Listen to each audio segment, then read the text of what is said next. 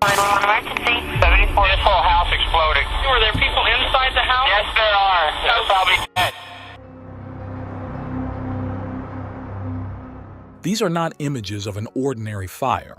They depict the scene of a horrific crime that took place in 2001, orchestrated by a man labeled as a family annihilator. This event revealed the dual nature of Robert Fisher, a man who appeared to be a devoted father and husband to the community, but meticulously planned each step of his atrocious act. He subsequently became one of the FBI's 10 most wanted fugitives. In this video, we delve into every detail of the story that shocked the residents of Arizona and remains one of the most profound unsolved mysteries in the history of U.S. criminal cases.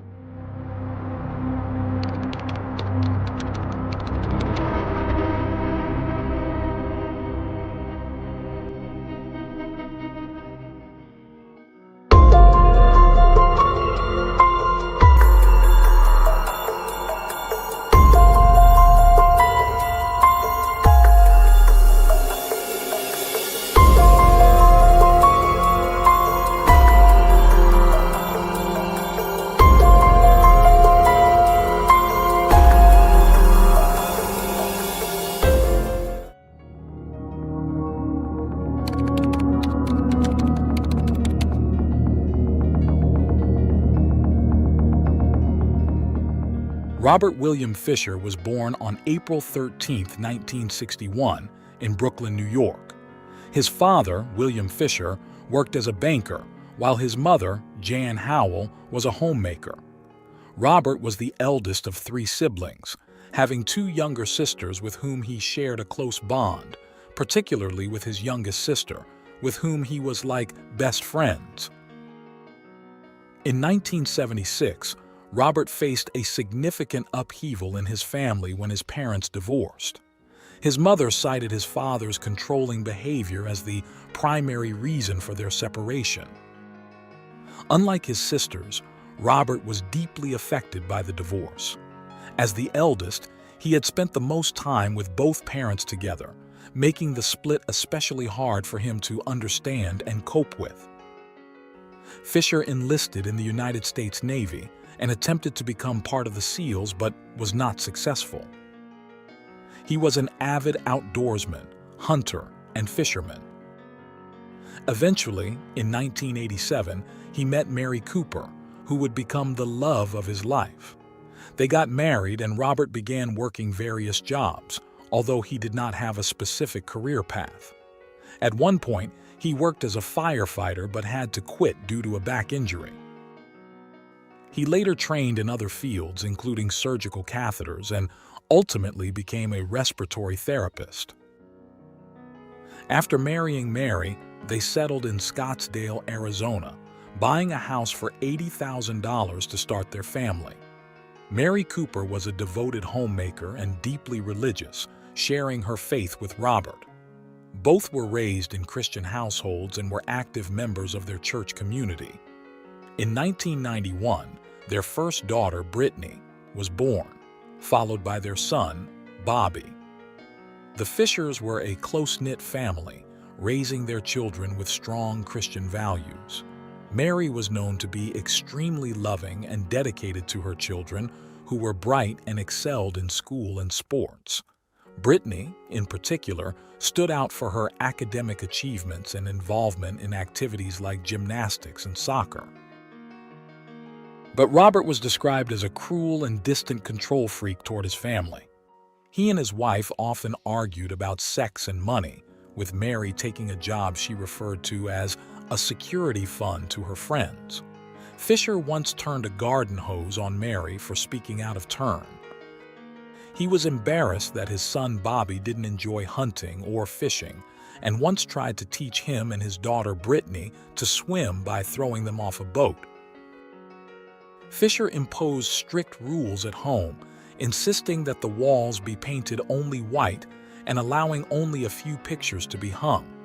Several times Mary's mother made special things like quilts, but Mary was not allowed to hang them up. She had to store them in the closet.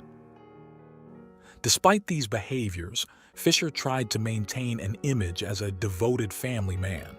However, the Fisher family's seemingly perfect life took a devastating turn in April 2001. On the morning of April 10, 2001, at around 8:30 a.m., emergency services began receiving multiple calls about a house fire in their neighborhood. The house in question belonged to the Fishers. Initially, it was believed that the family might have been inside, and the fire was possibly caused by a gas leak or a stove left on. Upon extinguishing the fire, the bodies of Mary, Brittany, and Bobby were found in their beds, but Robert was missing. This led to an intense search for him, initially hoping he was unaware of the tragedy. However, as hours turned into days and then weeks, Robert Fisher's disappearance made him the prime suspect in the investigation. Neighbors reported hearing a loud argument between Mary and Robert the night before the fire, around 10:30 p.m. This was not unusual, as their arguments had become a regular occurrence. Years earlier, Robert had suffered a back injury and sought massages to alleviate the pain. While Mary was away on a retreat with the children, Robert allegedly visited a place of prostitution or met with a woman he had been seeing. This incident caused significant guilt for Robert, a devout Christian, and he eventually confessed to Mary. The confession led to a major crisis in their marriage, but they decided to attend counseling through their church in an attempt to mend their relationship. Despite counseling, the arguments continued. Neighbors noted that Mary was often the louder one during these fights, frequently expressing her frustration and pain over the betrayal. The investigation revealed that Robert was captured on a surveillance camera at a nearby ATM at 10:45 p.m. on the night of the fire, withdrawing $280. The footage also showed his Toyota 4Runner in the background. The amount withdrawn was considered the maximum allowed at that time, leading to speculation about his motives.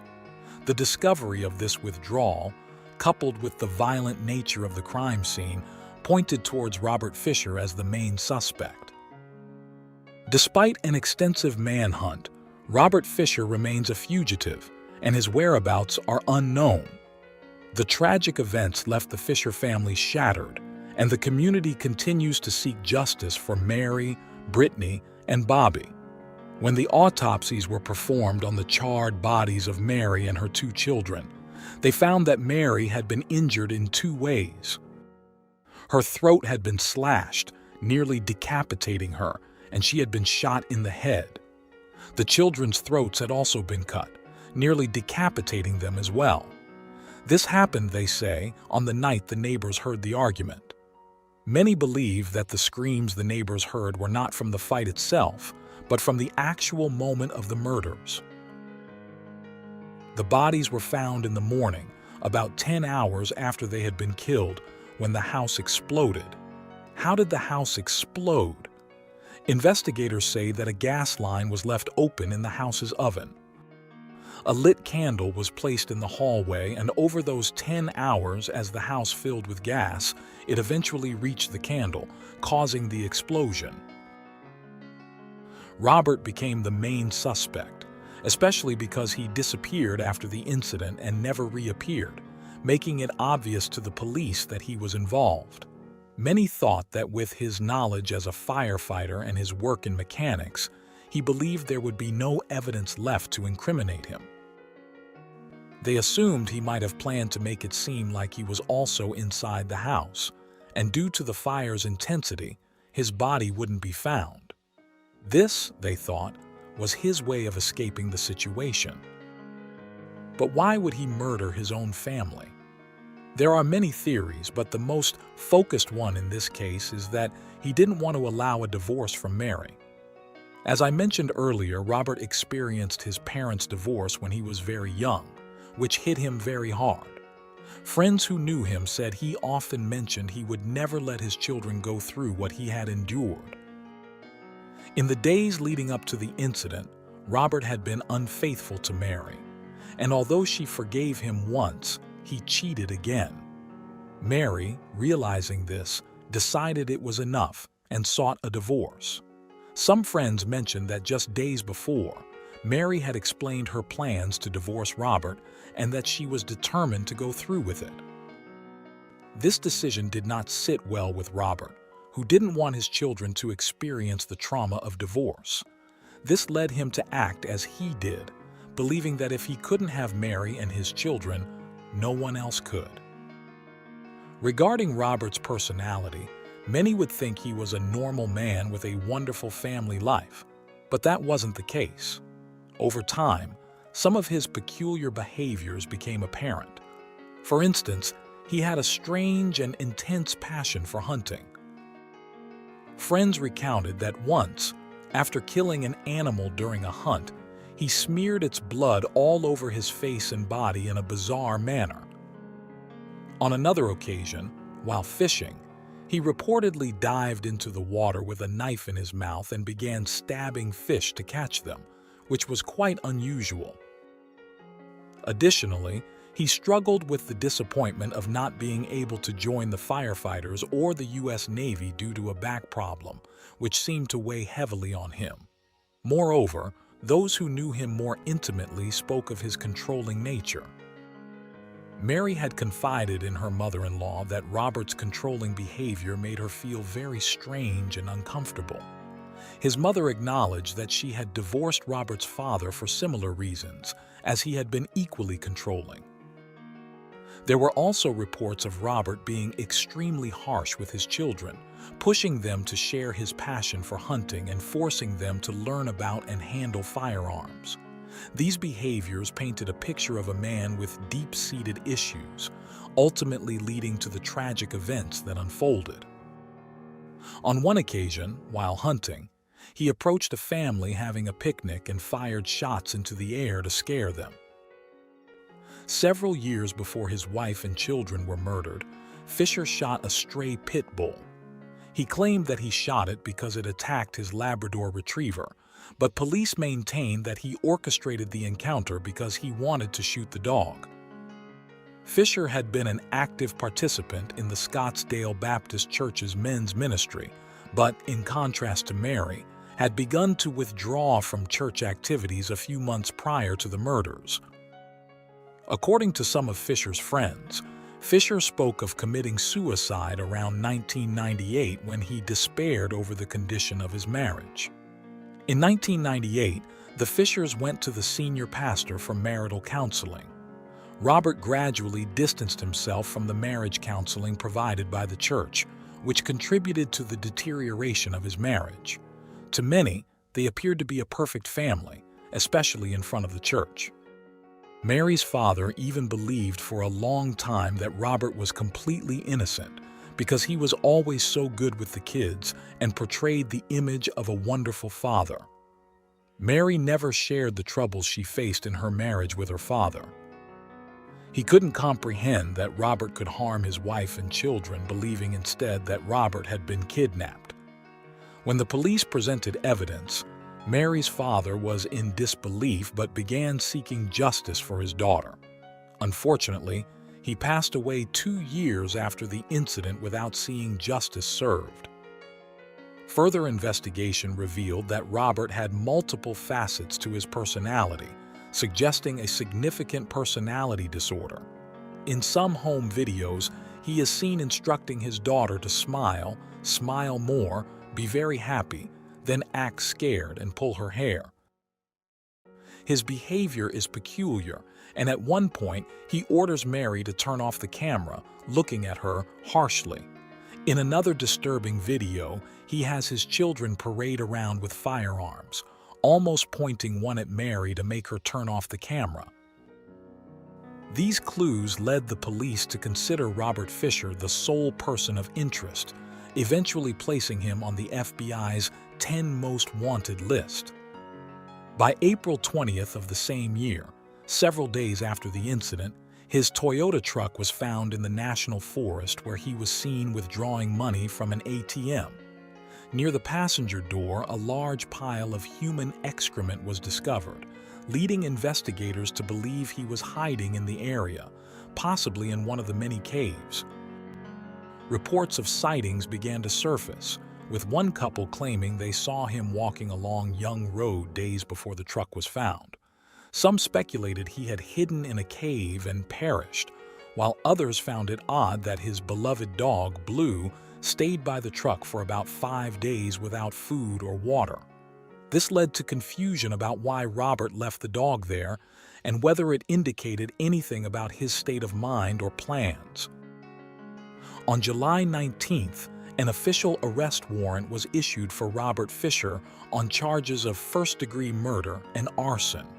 A $100,000 reward was offered for information leading to his capture, with many believing he was alive and living under a new identity. Descriptions of Robert emphasized his average appearance, a white male with light eyes and blonde hair. However, his distinctive walk due to back surgery, a surgery scar, and a gold crown on one of his teeth could help identify him. The public was warned that Fisher was considered armed and dangerous. The police also released age-progressed images to show how he might look now, aiding the public in identifying him. The police began to question whether Robert Fisher had planned his actions premeditatedly, but they discovered that it might not have been the case. His actions suggested a mix of surprise and a determined effort to flee and avoid capture. A truck driver reported helping a man who closely resembled Robert Fisher after the man's car broke down. Another testimony came from a woman who saw a man resembling Fisher. While she went to the bathroom, the man ordered a drink and stared at the fireplace for a long time. On the same night, another woman arrived at a hostel, asking for shelter because her boyfriend had just left her. The two women described the man similarly, raising suspicions that someone might have helped him escape, possibly a lover. Despite all this, the police doubted that Fisher could survive long-term in the wilderness, even though he enjoyed hunting and fishing. They considered the possibility of suicide, a common outcome for those who commit such crimes against their families. However, no body was found, leading many to believe he might be living in South America. Some think he might be in Mexico, where he could live off cash without needing a credit card, while others suggest he might be in Brazil, using his medical knowledge. A woman visiting Guatemala in 2009 took selfies where a man resembling Fisher appeared in the background. He confronted her, demanding the camera and the deletion of the photos. She later reported the incident, but the police couldn't confirm if it was him. In 2001, a man called a program called Most Wanted, claiming to be Robert Fisher, saying they would never find him. The police doubted the call's authenticity. In 2004, a man in Canada with a striking resemblance to Fisher was detained. When Robert's former neighbor saw him, he was convinced it was Fisher. The man had the same scar on his back and a missing gold tooth. However, fingerprint analysis proved it wasn't him. Despite these setbacks, the police continue to receive numerous sightings, but only a few have been somewhat credible. They urge anyone who sees someone resembling Robert Fisher to contact the authorities immediately, especially in Latin America, where he might be hiding.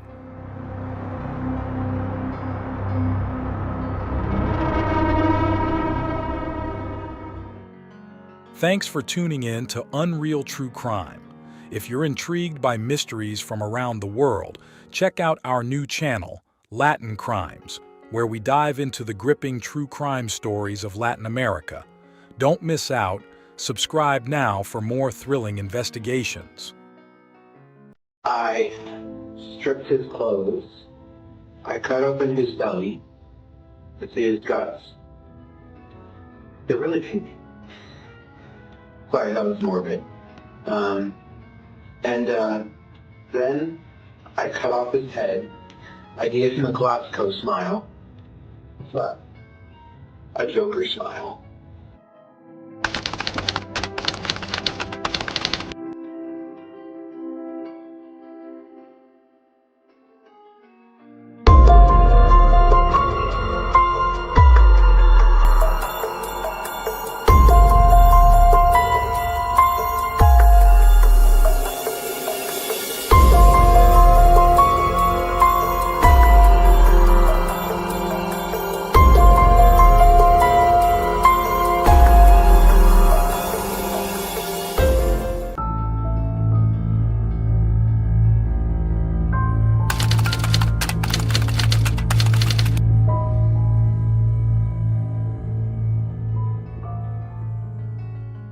Little is known about Brian's childhood because his parents and lawyers made concerted efforts to protect many of his personal details.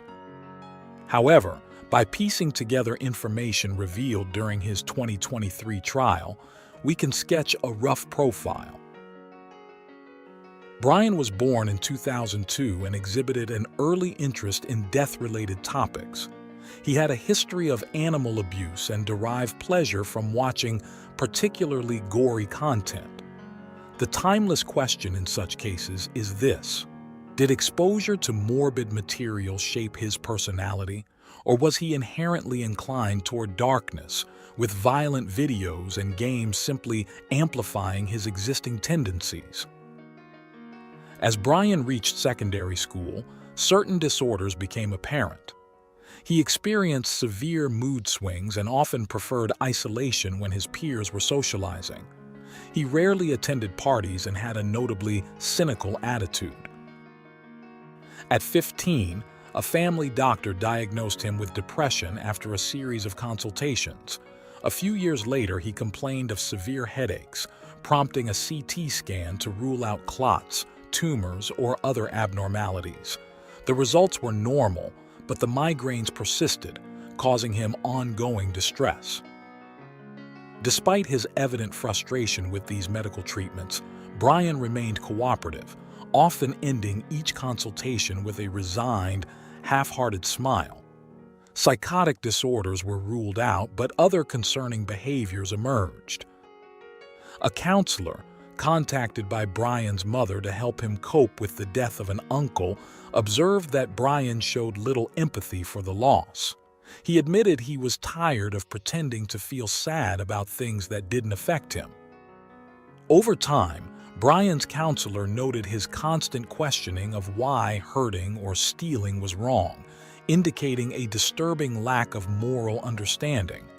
He displayed no empathy for minorities, regarding transgender individuals as less than human. It became evident that Brian harbored a significant, concealed hatred. On multiple occasions, he was known to exploit the vulnerabilities of his peers to mock them.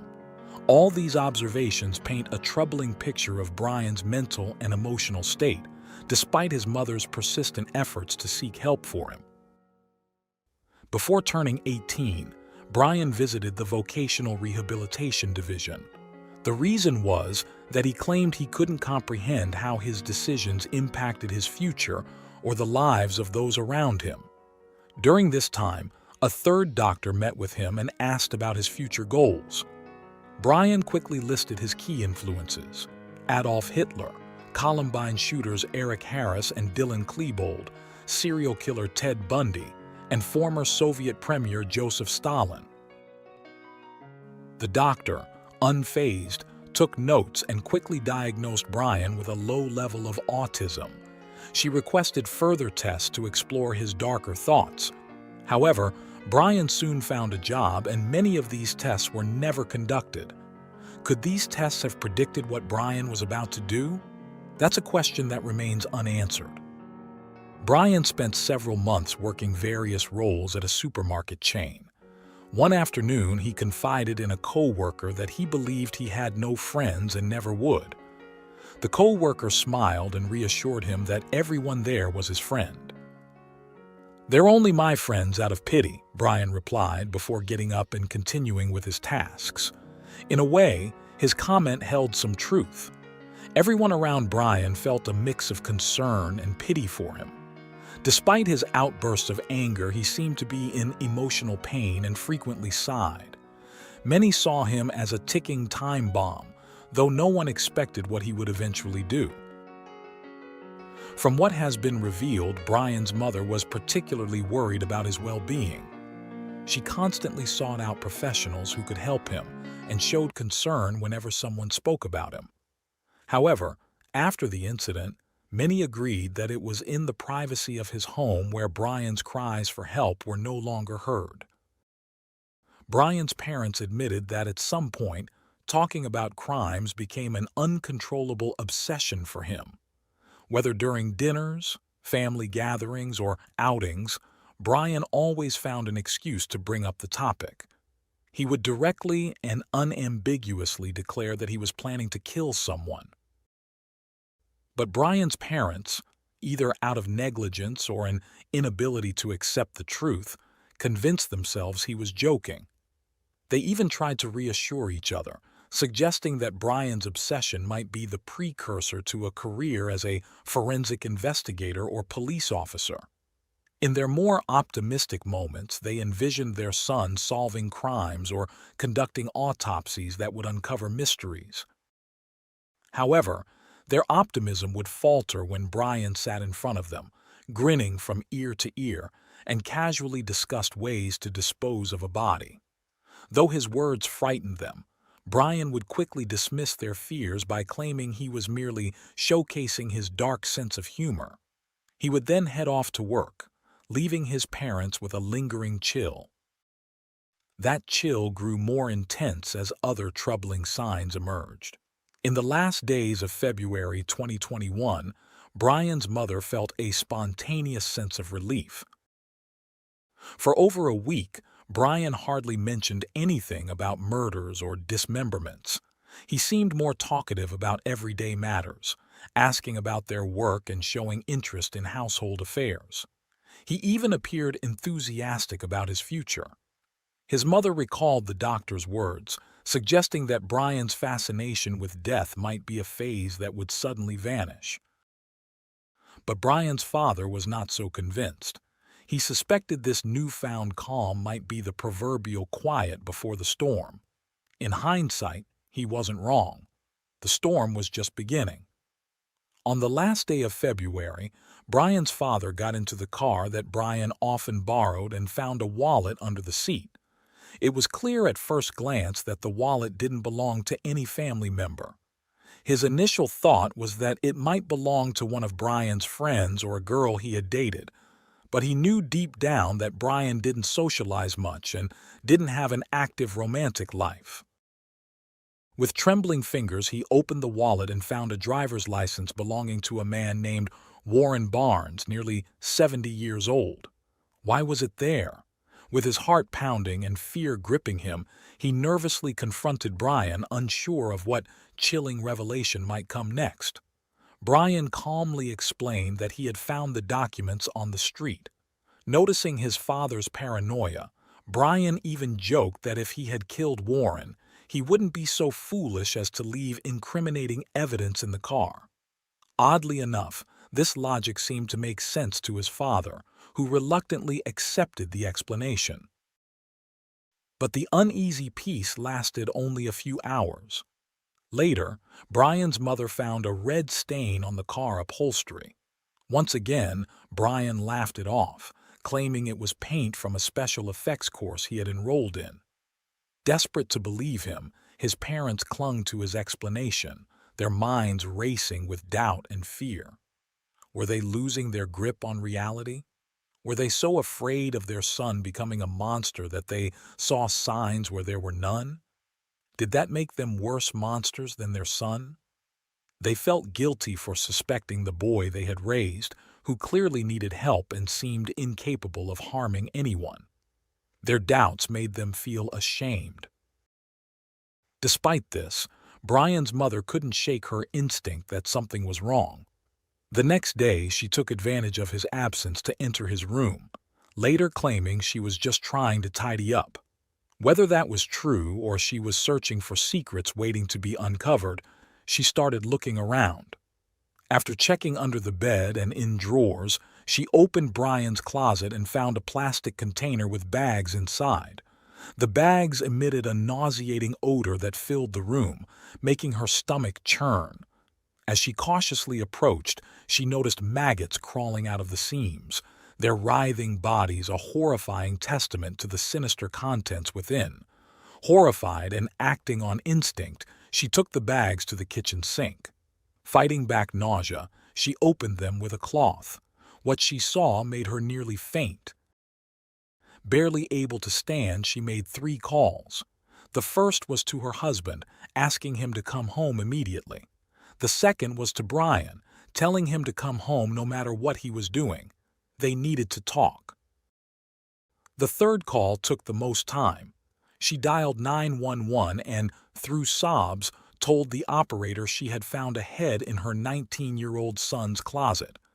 The operator assured her help was on the way and urged her to stay calm. 911 is John. What's the address emergency? Hi, there is an emergency. I found something in my son's closet wrapped in a plastic bag. Okay, what was it? I think it's a human head. It's a what? I think it's a human head. Why do you think it's that? Because it looks like it. I saw an ear.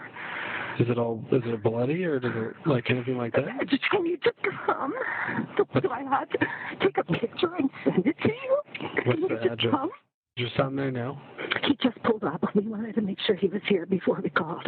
How old is he? 19. He's had a little bit of a fascination with the morbid, but he was channeling it, I thought, into becoming a crime scene investigator, but not so much. When the police arrived, the sequence of events that unfolded was recorded and remains chilling to those who watch it. It's just a few seconds, but enough to make many lose faith in humanity. Brian spoke about what he did with a chilling lack of emotion. Okay, so parents have some concerns of some stuff they may have found in your room? Yeah, I believe so. And what would it be? A human head and hands. That same day, he was arrested. Like I said, I'll get that errand for you. Sorry about that. All right. He was brought to the police station for questioning. I should have a mask. You're okay. Don't worry about it, okay? Keep on walking. Keep going. His mother was also subjected to interrogation.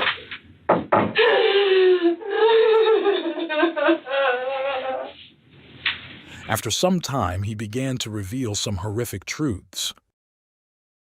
I stripped his clothes. I cut open his belly to see his guts. They're really pink. Sorry, that was morbid. Then I cut off his head. I gave him a Glasgow smile. But a Joker smile. His trial took place nearly 2 years later, in January 2023. On the stand, he repeated what he had told those taking his testimony over the months. Even during his initial confession, he appeared almost happy as he recounted his crime. Brian had decided to bring his homicidal fantasies into reality and devised a plan. From reading about serial killers online, he learned the importance of choosing his victim carefully. To avoid getting caught, he needed to target someone who wouldn't be missed, reducing the risk of immediate suspicion. This led him to conclude that his best option was to kill a prostitute or a homeless person. He began patrolling his neighborhood at night, armed with a kitchen knife, driving slowly and watching intently. He studied locations, times, observed routines, and took notes. Gradually, he identified more isolated areas and the least patrolled blocks. His obsession grew, and by February 27, 2021, he had become a predator on the hunt.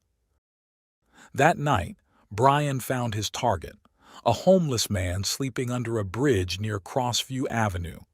Without hesitation, Brian acted on his sinister plan. He activated the vehicle's hazard lights and stepped out with a determined stride. There was no hesitation or moment of reflection. Brian approached the man sleeping on the ground and attacked decisively, killing him with a knife. According to his account, the victim didn't even wake up. The cuts were so precise that he bled out almost immediately. Once the body stopped convulsing, Brian stood there for a few minutes, watching. As the adrenaline began to subside, doubt crept in. Had he left fibers from his clothes on the body? What if, in the frenzy of the attack, he had left fingerprints? He couldn't allow that to happen. It went against everything he had learned. Ensuring no one was watching, Brian proceeded with what seemed the most logical action in his fevered state. He decapitated the victim and severed his hands, placing these parts into bags. He then put the rest of the body into his car trunk after removing the wallet and other documents from the man's pockets.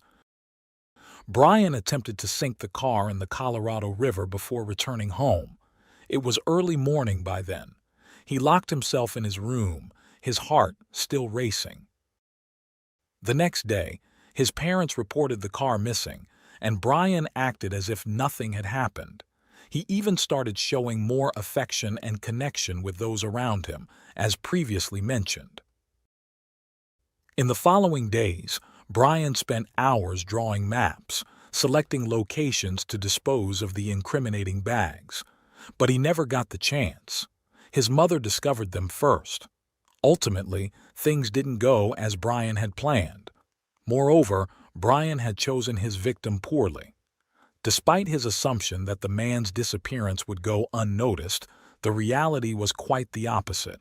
Warren Barnes, 69, was a well-known figure in that part of town, and everyone had a great deal of affection for him.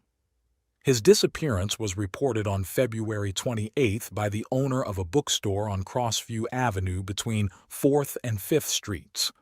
Warren was known for borrowing books every morning with meticulous regularity. When he missed his routine, people became worried. When was the last time you saw him? Saturday, 5 o'clock. I said, I'll see you tomorrow, Warren. And he was like, okay, meaning he planned on coming down on Sunday. And then he did not show up. The Colorado Sun revealed that Warren was known in Grand Junction as the Reading Man. He was a cheerful character who always chatted with neighbors about literature, recommended authors, and engaged in debates. When he saw others feeling down, he would tell them stories to lift their spirits, always parting with a smile and a wish for a good day. Nearby cafe members frequently gave him food and hot drinks, and other shopkeepers left chairs outside their stores for him to sit and read for hours. Occasionally, he did odd jobs around the neighborhood, earning a few bills to keep himself warm when the weather turned harsh. Brian's assumption that Warren's absence would go unnoticed was gravely mistaken. Warren also loved birds and prided himself on recognizing their unique songs. His family had often tried to persuade him to leave his transient lifestyle, but Warren always appreciated their concern while insisting he was content. He enjoyed living simply, respected by everyone around him. Warren believed that despite everything, things could turn out well. He sought nothing more than to have pleasant conversations each day before losing himself in his books and stories. Warren possessed an unusual innocence for his 69 years, devoid of malice and corrosive ambition. Everyone loved Warren. That's why his absence was immediately noticed, and the police were called when he didn't show up as usual. His sister Geraldine recounted how Warren had called her just hours before his death to wish her a happy birthday. He had done so in his cheerful tone, wishing her all her dreams come true. She was the last person he spoke to before lying down under the bridge, never to wake again. During the trial, a group of neighbors requested to testify about who Warren was. They emphasized that not having a home didn't make a person any less valuable or disposable. Two Colorado state psychologists who evaluated Brian for his insanity plea concluded he wasn't insane at the time of the murder. Another psychologist, assessing Brian separately for the defense, argued he had experienced a psychotic episode triggered by the attack on Warren, which subsided shortly afterward. Brian's mother took the stand, expressing her condolences to Warren's family through tears. She asked that Brian's sentence include mental health treatment, insisting her son was more than the sum of his mental defects and actions. She hoped Brian still had a chance to contribute positively to society. "Brian doesn't think or feel like the rest of us," she said, before leaving the courtroom, her voice trembling. A palpable tension filled the room as everyone's eyes turned to the judge. It was time for the verdict. The judge in charge, with 37 years in the judicial system, including 16 as a judge, remarked that this was one of the most horrific cases he had ever encountered. Since Brian had confessed to the crime in detail, his lawyers based their defense on his mental health. They argued that Brian's declaration of wanting to become a famous killer was a sign of his insanity. They also cited his major depressive disorder combined with environmental stressors as factors leading to temporary insanity. However, the prosecution argued the opposite. They claimed Brian had meticulously planned the murder for months and that the dismemberment of the body to hide evidence demonstrated cold, calculated, and meticulous behavior.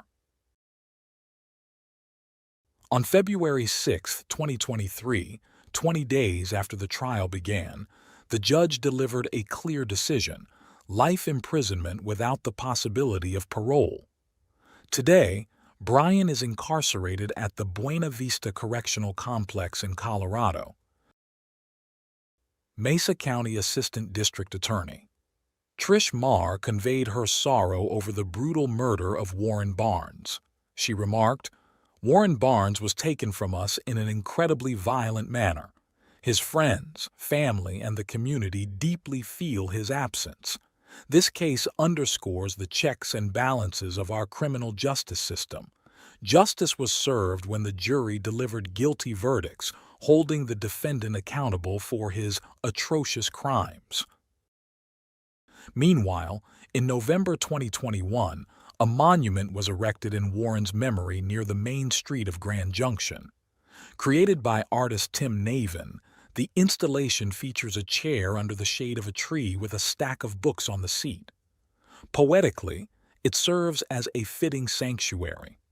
However, the absence of the reading man is still deeply felt in the daily life of the town, which remains shrouded in a bit more sadness following Brian's actions.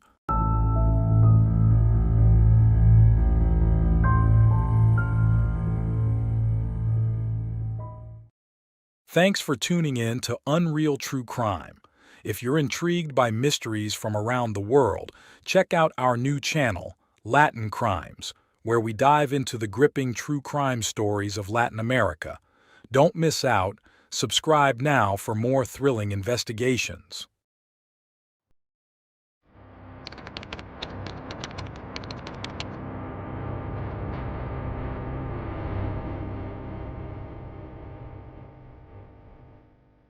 "17-year-old Rudy Farias was reported missing by his mother in 2015, adding to a series of family tragedies.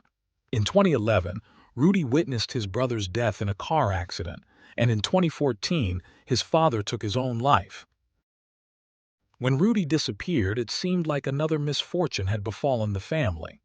However, on June 29, 2023, Rudy was found alive. Investigators soon discovered that Rudy had never actually been missing. He had been living at home with his mother the entire time. He had even spoken to police over the years using a fake name. This case has raised many questions. Why did his mother report him missing? What was Rudy doing during those 8 years? Why did he use a false identity? And why did it take so long for the truth to come out?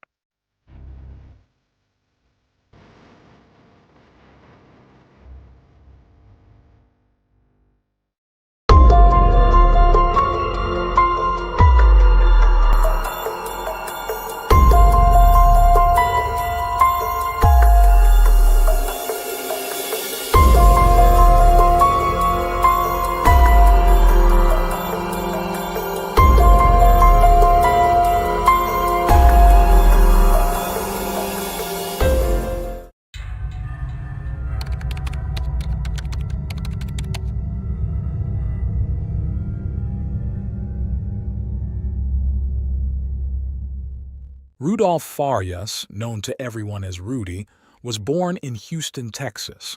He lived with his mother, Janie Santana, and his older brother Charles, who was from Janie's previous relationship. Janie had been married to another man for 10 years.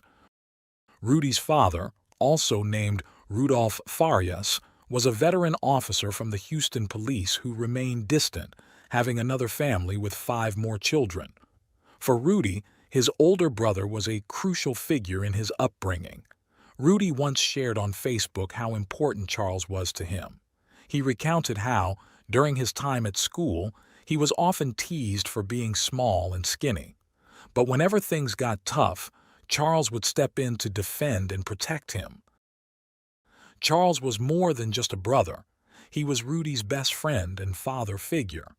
However, Rudy sometimes felt a tinge of jealousy because Charles had a good relationship with his father, who often visited and took Charles out, bringing back cool toys or Happy Meal surprises from McDonald's.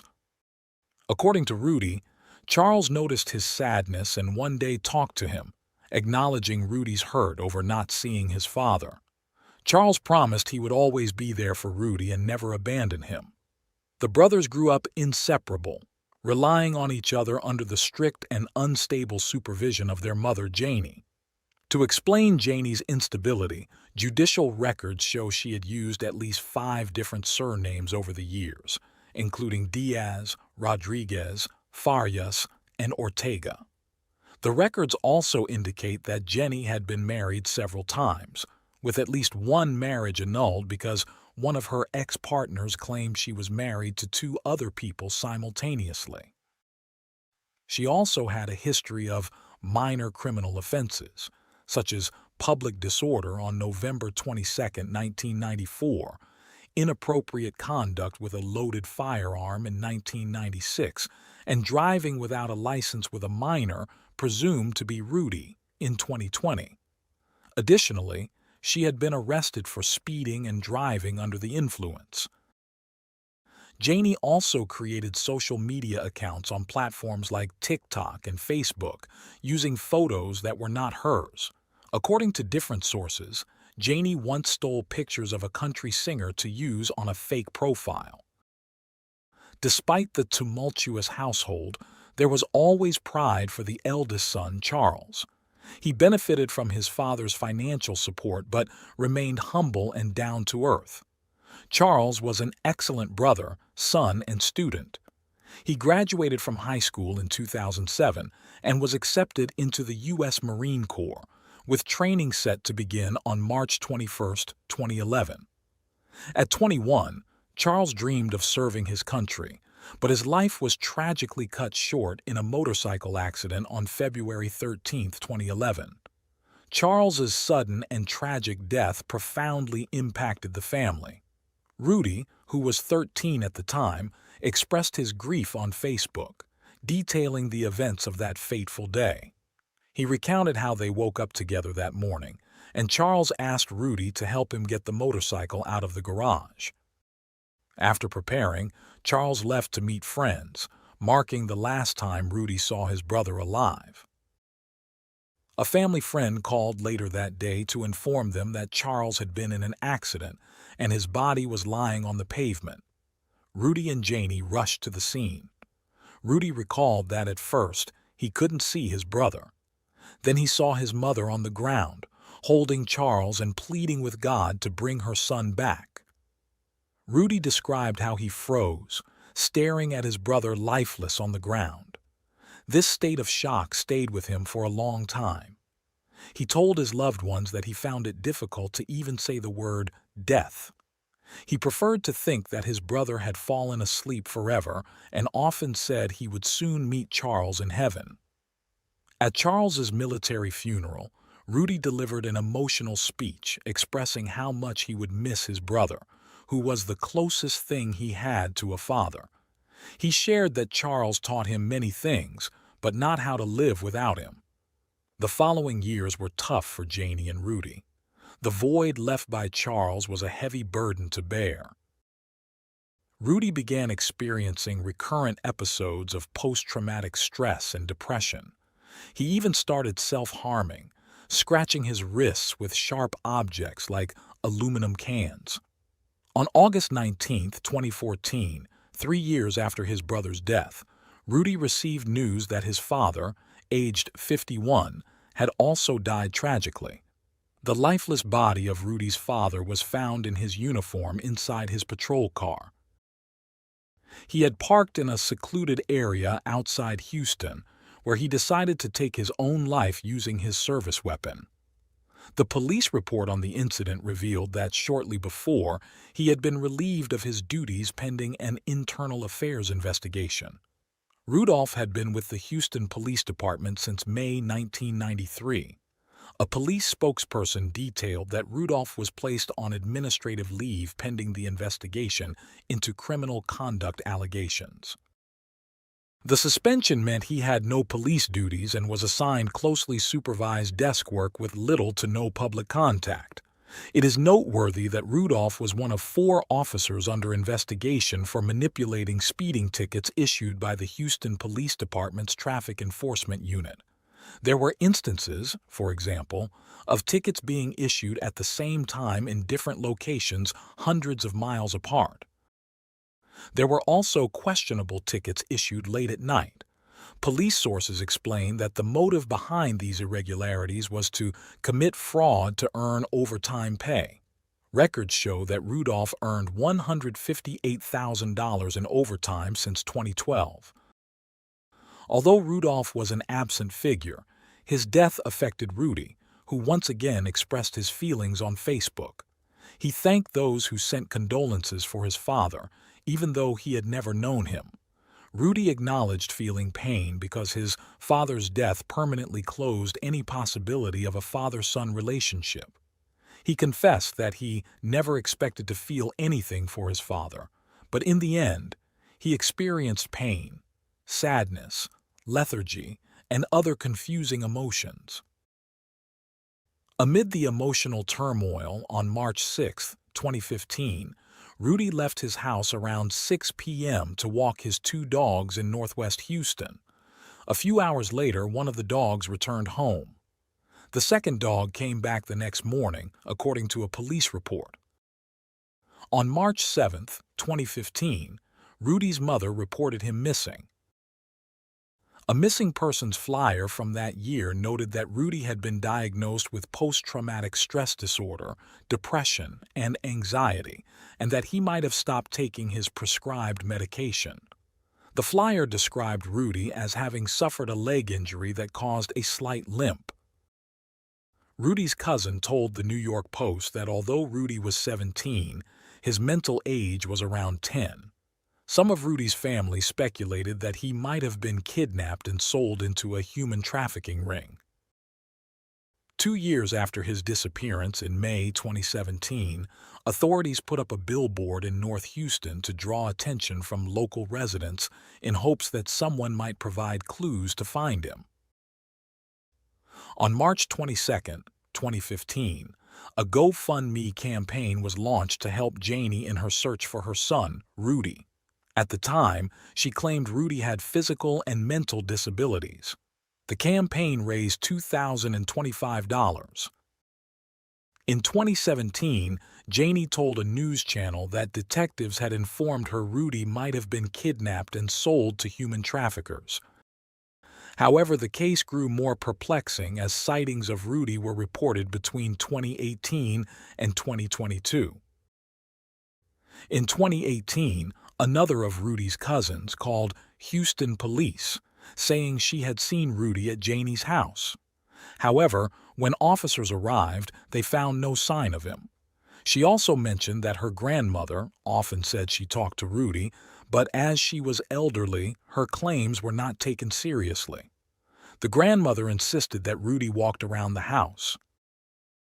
During a 2020 dispute over the grandmother's guardianship, Janie's sisters accused her of forcing their mother to live in a poorly maintained house. They wanted to move the elderly woman to another home because the current one was so run down that she slept on the couch as there was no bed. Additionally, the sisters alleged that the house was filled with animal urine and feces, causing the grandmother to suffer from skin infections. Despite Janie's denials, the grandmother continued to tell the family she saw and spoke to Rudy. Around the same time, neighbors began reporting seeing a young man resembling Rudy entering and leaving Janie's house. A detective from the Houston Police Department's Missing Persons Unit said that when Janie was questioned about the young man visiting her house, she claimed he was her nephew, not her son. On June 29, 2023, around 10 p.m., a person found Rudy severely injured outside a church in southeast Houston. The young man had bruises all over his body, especially on his face. On July 3, 2023, Janie issued a statement thanking the media and the public for their support over the years. She announced that her son Rudy had been found after being missing for 8 years. Janie mentioned that she had no additional information at that moment, but confirmed that Rudy was found unconscious and that the police and 911 were immediately notified. She assured everyone that Rudy was receiving the necessary care to overcome his trauma, but noted that he could not communicate verbally and requested privacy during this difficult time. Adding to the dramatic turn of events, Janie mentioned that Rudy was found clutching the chain his brother Charles used to wear around his neck. She later shared a photo of Rudy in a hospital bed. Rudy's aunts, however, disputed the authenticity of the photo, stating it was taken in 2012. On July 5, 2023, Rudy and his mother met with detectives from the Houston Police Department's Missing Persons Unit at a hotel. They were joined by Quanell X, a prominent activist and advisor for the local Black Panther movement. After the meeting, Quanell X told the media that Rudy had confided in him about experiencing oppressive practices and significant suffering over the past 8 years. He suggested that Janie should be investigated and possibly detained as Rudy, now 25, had endured uncomfortable situations implying a degree of intimacy, but did not label them as sexual in nature. Quanell X informed the press that Rudy had been found outside the church because he had taken his mother's car to escape, but ended up crashing it. He also mentioned that Rudy had been visiting neighbors under an alias. Following the press conference, Quanell X retracted his statements in an interview with The Independent, accusing the police of attempting a cover-up. He recommended providing Rudy with medical and psychological help. A video of Janie in front of her house surfaced on social media, where she expressed that she expected to be arrested. The video was recorded by local residents. On July 6, 2023, the police held their first press conference since Rudy was found. They confirmed that Rudy had returned home the day after being reported missing in 2015 and that his mother had misled the police by continuing to claim he was missing, asserting that the person seen by friends and family around the house was a nephew. The police explained that the district attorney had declined to press charges at that time since being missing is not a crime. That same day, Rudy's aunt reported that she had met with her nephew. She stated that Rudy was traumatized, did not want to be near his mother, and was staying with family friends. She called her sister Janie a pathological liar who had mistreated their mother, who had since passed away. She recalled how their late mother always insisted that Rudy was living in the house, only to be dismissed as lying by Janie. Learning that Rudy had been alive and controlled by his mother for 8 years, his cousin told a reporter that she felt more concern than relief. She found it disturbing that Janie had lied and hidden her adult son for 8 years for reasons that remained unclear. As more details of the case emerged, reporters found Janie's address and started arriving in her neighborhood. Janie became nervous and began offering money to residents, asking them to stay silent and not reveal that they had seen a young man entering and leaving the house when detectives and journalists arrived. Disturbed neighbors pointed out that the young man they now identify as Rudy had always been known to them as Dolph, Janie's nephew. Amid the media frenzy and the community's astonishment at the bizarre case, Janie's whereabouts remain unknown as she appears to have left her family home. A news media confirmed that activists and neighbors gathered on July 7th in front of Rudy's house in East Houston, demanding a thorough investigation by the district attorney and criminal charges against Rudy's mother. On July 13th, Rudy made his first public statements after spending 8 years hidden away due to his mother's actions, attracting worldwide attention. He explained how he stayed out of sight for so long out of obedience. Rudy agreed to the on-camera interview, but asked to have his face concealed because he felt overwhelmed by the attention his case had generated. He accused his mother, Janie, of brainwashing him, clarifying that he was never physically locked up or tied down. He could come and go as he pleased, but chose not to because she convinced him the world was a hostile place, and they could only survive by staying together at home. The police added that although Rudy was listed as a missing person, he and his mother interacted with officers using false names and birthdays to hide their identities. During the interview, Rudy described feeling trapped in his own home for years, likening it to living in a prison. He recounted how Janie would lock him in a room whenever family members visited. He could hear them chatting and laughing but could not join in. Rudy shared that he eventually began to yearn for freedom to have a job, live a life, love someone, and be loved. He fought to understand his emotions. Janie manipulated him into believing he had to stay silent for his own good, bombarding him with negative thoughts that made him complicit in the charade. It was a form of mental imprisonment, Rudy explained, as he could work with his mother as a security guard and roam the neighborhood, but always under her watchful eye. Following his reappearance and contact with people who clarified the situation, Rudy said his relationship with his mother felt like Stockholm Syndrome. This psychological coping mechanism involves victims developing positive feelings towards their captor to survive. Rudy expressed that his mother had psychologically imprisoned him and wielded significant power over him as his sole parental figure since childhood, alongside his late brother. Despite answering all the reporters' questions about his false disappearance, some of Rudy's explanations still leave gaps. For instance, when asked if he ever questioned Janie about why they kept pretending he was missing, he said he did not remember. Regarding the allegations by activist Quinnell X about inappropriate advances by his mother, Rudy stated that the media had twisted his words. He mentioned occasionally sleeping with his mother but did not recall why, asserting it was not intimate, though he felt uncomfortable with it. Reporters also asked if his mother had ever drugged him. Rudy recalled an incident when he was about 12 years old and she gave him a bottle of Tylenol PM or sleeping pills.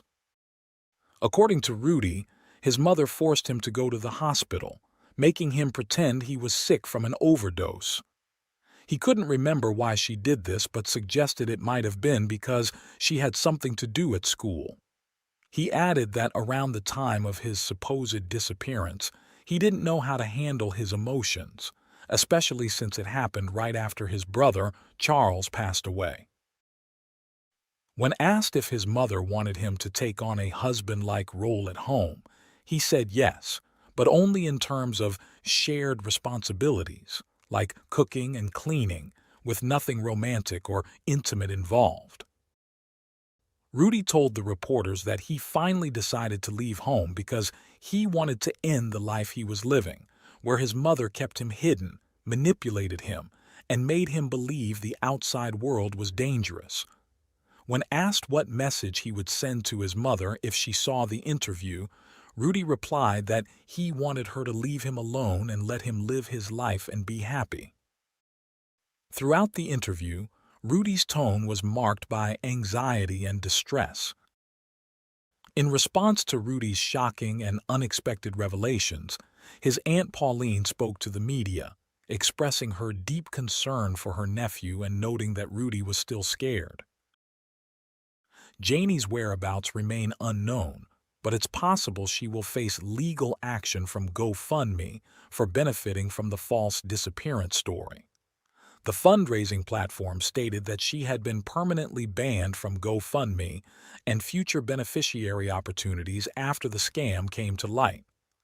GoFundMe has a zero-tolerance policy for misuse of the platform and cooperates with police investigations into alleged misconduct. The GoFundMe campaign claimed Janie was a single mother who lost her eldest son in 2011 and Rudy's father in 2014. She needed financial help as she couldn't work due to dedicating herself to searching for her missing son. Consequently, bills were piling up, and her health had deteriorated mentally, physically, and emotionally. Brenda Paradise, a private investigator who worked on the case, believes resources were misused in the search for Rudy. Brenda is part of the non-profit organization We Help the Missing. She mentioned that volunteers searched wooded areas and made exhaustive efforts to find Rudy. She shared some of her audio notes from 2015, where Janie accused a gang of Mexicans of kidnapping her son, but this alleged group never contacted her. Brenda has not ruled out filing a lawsuit for the expenses incurred by the association during Rudy's 8-year disappearance. Rudy's case highlights the vulnerability of minors under negligent or abusive parents. In 2018, approximately 9.2 out of every 1,000 children in the United States were subjected to some form of maltreatment, according to the Children's Bureau. Neglect is the most common form of maltreatment, present in 60% of cases, as reported by the same bureau. Neglect occurs when a parent or guardian fails to meet a child's basic needs, whether medical, educational, physical, or emotional. The combination of oppression and deprivation of liberty seen in Rudy's case is common in situations involving Stockholm Syndrome within controlling relationships. One way these feelings and thoughts develop is through cognitive dissonance, which explains how and why people change their ideas and opinions to endure situations that don't seem healthy, positive, or normal.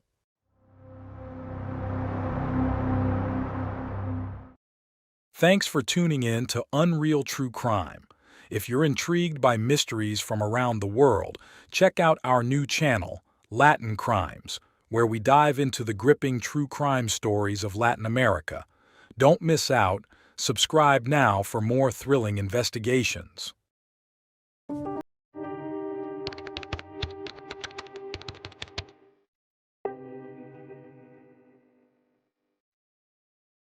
Allie Kostiel was born in St. Louis, Missouri, but she always dreamed of attending the University of Mississippi.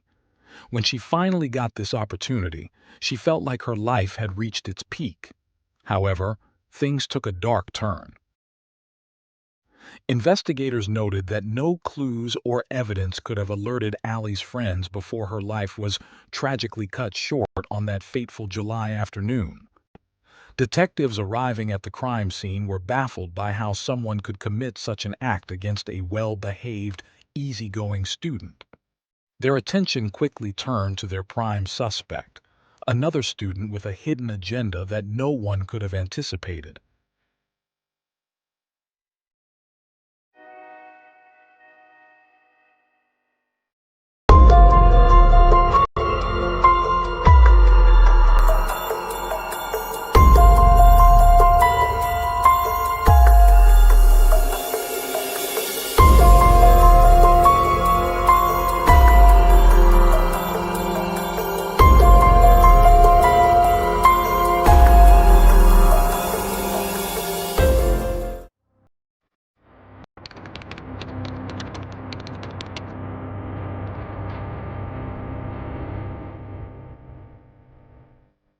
Alexandria Kostiel was born on September 11, 1997, in St. Louis, Missouri. Her long name was quickly shortened to the affectionate nickname Allie, which is what her loved ones always called her. Allie was the daughter of Cindy and Keith Kostiel, and she had a younger brother named Andrew.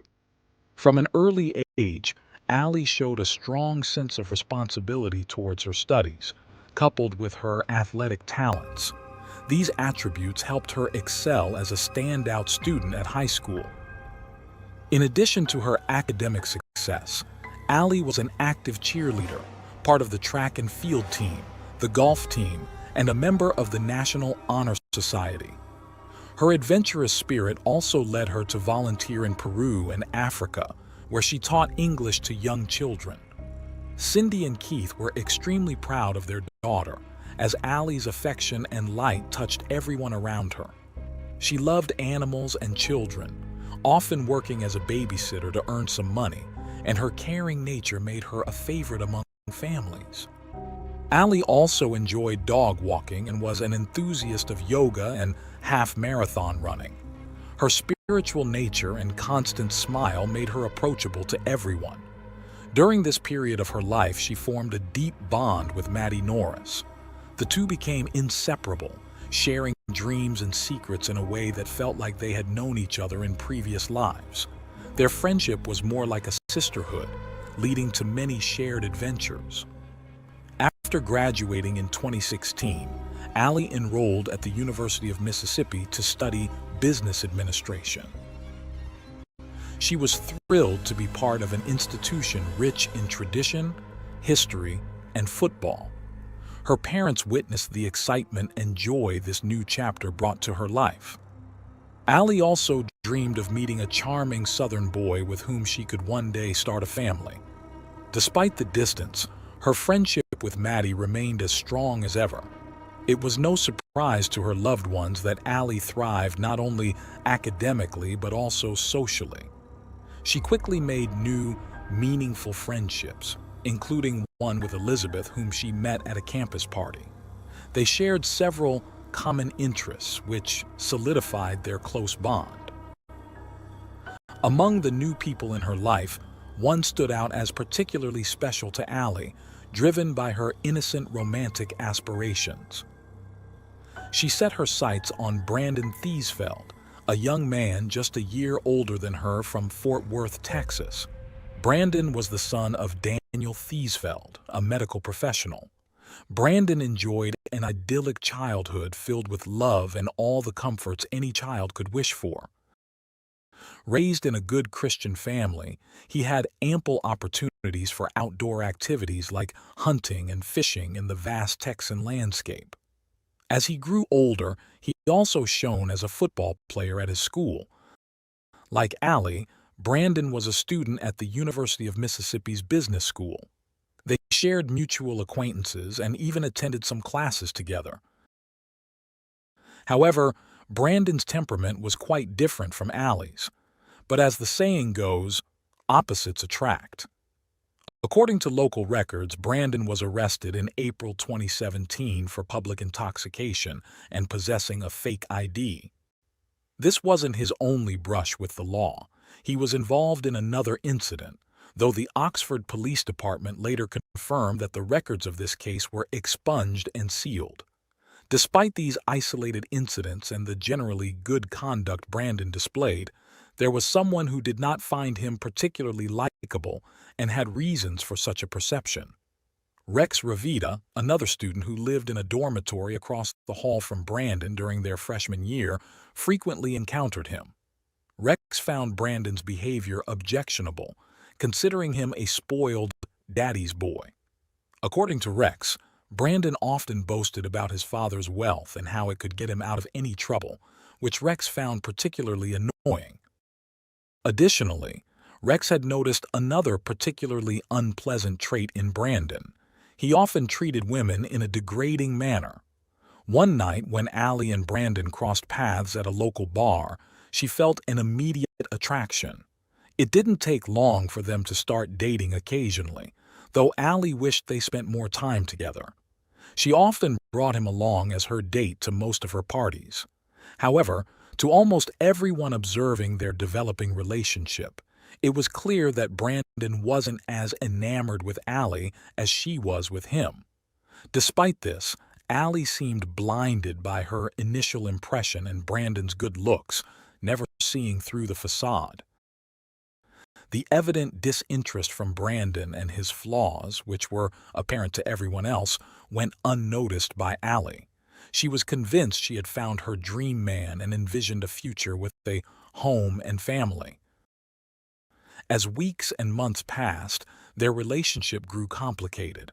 Around their second year in college, driven by her intense feelings, Allie sent Brandon numerous late-night texts while she was out partying, eager to chat with him. Without any explanation, he blocked her number. During this time, Maddie visited Oxford to see her friend and unofficial sister. Naturally, she was excited to meet the new man in Allie's life, but to her surprise, Brandon didn't show up. During that visit, Maddie became concerned about Brandon's clear detachment, despite the affection Allie lavished on him. Despite this, Allie seemed to be doing well in many other areas of her life. By her third year, she had formed a strong friendship with another university student named Morgan. It was around this time that Brandon inexplicably reappeared as if nothing had happened, seeking to reconnect with Allie. Allie interpreted this gesture as a sign of mutual romantic interest and became filled with hope. However, she was the only one who saw it that way. To everyone else, it was strange, knowing that Brandon had no genuine feelings for her. One of the most astonished by the situation was Rex. Upon learning about the supposed romance between Allie and Brandon, he believed that the young Texan was emotionally manipulating her, making her think he loved her, something Rex was sure was false. Deep down, Allie might have been aware of Brandon's lack of affection. This could explain why her closest friends and even her parents knew very little about him. References to Brandon and their relationship were quite vague. Consequently, none of Allie's close ones were aware of the emotional abuse she was experiencing. Allie often found herself in tears over the man she loved. Her roommate at the time occasionally noticed the sadness in Allie's eyes. However, as she mentioned in a later interview, Allie was a girl who radiated pure light and had the ability to appear happy even when she was sad. According to her, Allie's kindness blinded her to others' malice, making her see people as better than they actually were. In April 2019, Allie told Brandon that she was worried she might be pregnant and sent him a picture of a home pregnancy test. The results were inconclusive, but given the gravity of the situation, Allie expressed her desire to discuss it in person. Brandon's immediate response was like a cold shower. He bluntly stated he had no intention of staying with her if she was indeed pregnant. Over the next 3 months, Allie tried to meet with him to talk about it, but Brandon avoided her at all costs. Sometimes he would agree to meet and then cancel at the last minute.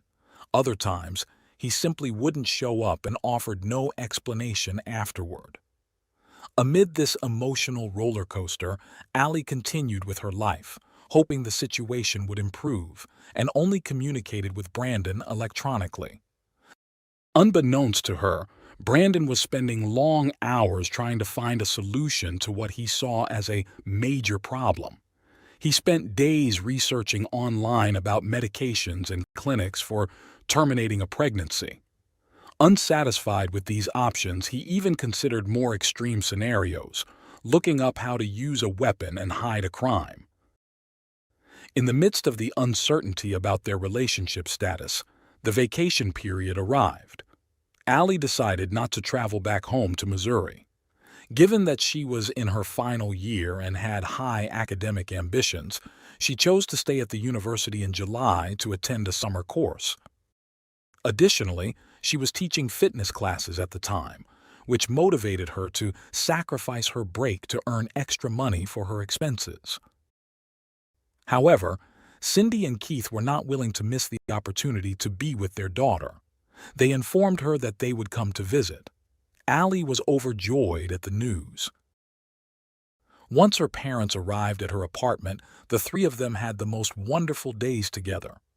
Allie and her mother went shopping and chatted endlessly about countless things. There was so much to catch up on that the hours seemed too short.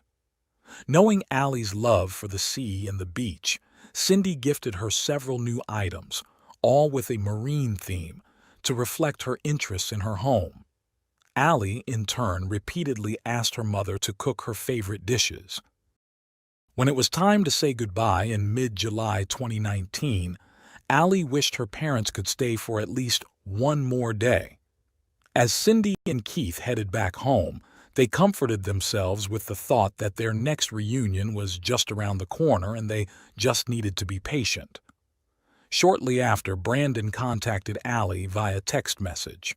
Just as he had done previously, disappearing and reappearing months later as if nothing had happened, this time he requested a meeting to discuss the delicate matter in person.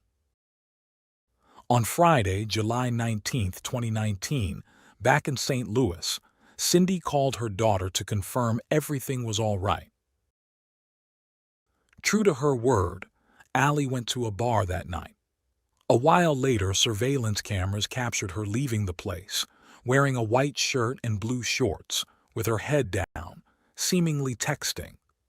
The footage shows her in front of the door, though she doesn't enter the establishment. Afterward, Allie returned home but left again without her roommates hearing. Around midnight, she finally met up with Brandon. The details of what transpired next have been elusive to the authorities. No one knows what was said or the tone of their conversation. It's assumed there were accusations and clarifications, but this remains speculative. What is certain is that Allie and Brandon met face-to-face at a lake, a vast area surrounded by numerous campsites and recreational spaces. Due to its size and characteristics, the Sheriff's Department has long patrolled its various nooks and crannies. During the early hours of Saturday, July 20, 2019, the moonlight was the only illumination for the patrolling officers. The prevailing darkness was far from romantic. According to police sources, a local resident walking their dog reported hearing gunshots in the early hours of that morning, between 2:15 and 2:30 a.m. The attacker fled the scene. Around 10:30 a.m., a police investigator was on patrol, not expecting to discover the lifeless body of a young woman. The discovery occurred near an abandoned fishing camp, a remote location about 20 miles from the university. Overcoming the initial shock, the police officer was able to gather some general information about the victim.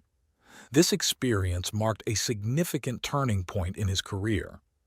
Allie's purse, containing her school ID and driver's license, was found nearby shortly afterward. When the police department was notified, investigators began their efforts to uncover what had happened. They attempted to trace Allie's cell phone but were unsuccessful. Meanwhile, that Saturday, Brandon spent the day with friends, behaving as if it were any other day, showing no apparent signs of distress. They went bowling and chatted normally, with none of his friends noticing anything unusual. At some point between Saturday and Sunday, Brandon wrote a letter to his parents, revealing his anguish over his actions. Though he avoided explicitly mentioning the crime, he confessed to something terrible that would likely result in his imprisonment or death. He was certain that sooner or later the police would catch him. As investigators delved into Allie's social circle, Brandon emerged as a potential suspect. The team focused their efforts on trying to contact him, but all calls to his cell phone went unanswered. On Saturday afternoon, the police visited Allie's family to deliver the devastating news. The words hung in the air, creating a surreal sense that they were living a nightmare. Overwhelmed with grief, Cindy and Keith had to face an unimaginable reality. Allie's close friend Maddie struggled to make sense of what had happened, her mind flooded with memories of the time spent with the friend she considered a sister. Meanwhile, the police continued their attempts to reach Brandon. By then, he had left his friend's house and was driving his truck. Allie's cell phone remained missing. The news of the crime shocked the university community and local residents. However, due to the ongoing investigation, the police withheld further details. As a result, it was unclear whether the attacker had killed Allie at the lake or abandoned her there afterward. The same confusion surrounded the murder weapon and the connection between the victim and the perpetrator. This changed when investigators made a crucial discovery. In Allie's room, they found her smartwatch, which turned out to be an invaluable piece of evidence. The smartwatch allowed them to uncover some of the text messages exchanged between Allie and Brandon. Realizing the urgency, the team immediately tried to contact Brandon, who this time answered their call. He apologized for not responding earlier and made excuses to avoid meeting with the officers, but promised to come to the police department first thing on Monday, July 22nd. After hanging up, fully aware of his predicament, Brandon continued to travel as far as possible. On Sunday, July 21, 2019, he arrived at another friend's house carrying an unusual item, a firearm. He made no effort to hide it and even unloaded it in front of his host. Brandon also brought a six-pack of beer, so they sat down to drink, chat, and watch television.